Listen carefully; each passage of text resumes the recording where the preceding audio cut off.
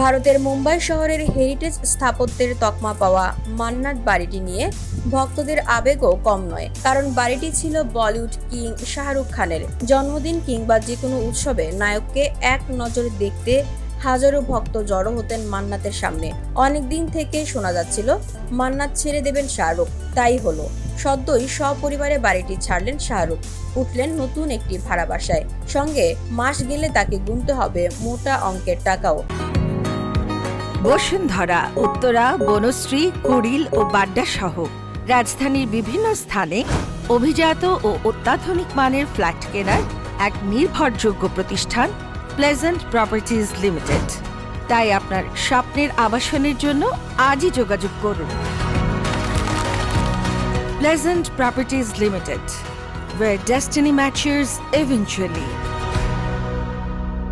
শাহরুখের মান্নাত ছাড়ার কারণ হলো বাড়ি সংস্কার। জানা গেছে বান্দ্রার পালি হিল এলাকায় একটি বিলাসবহুল অ্যাপার্টমেন্টের 4 তলা ভাড়া নিয়েছেন অভিনেতা। তার মান্নাতে যতদিন কাজ চলবে ততদিনে পুরো পরিবারকে নিয়ে নতুন বাসায় থাকবেন তিনি। গতকাল সোমবার থেকে শুরু হয়েছে তাদের বাড়ি পাল্টানোর কাজ। আরও জানা গেছে শাহরুখের নতুন এই বাড়িটি মান্নাতের আয়তনের অর্ধেক। এক প্রতিবেদনে বলা হয়েছে বাড়িটির আয়তন 10,500 বর্গফুট, যেখানে মান্নাত 27,000 বর্গফুট। এ খবর নজর এড়ায়নি সাংবাদিকদের। ম্যানেজার পূজা দাদলানি এবং মেয়ে সুহানা খানের সঙ্গে তার নতুন বাড়িতে প্রবেশ করেন শাহরুখ।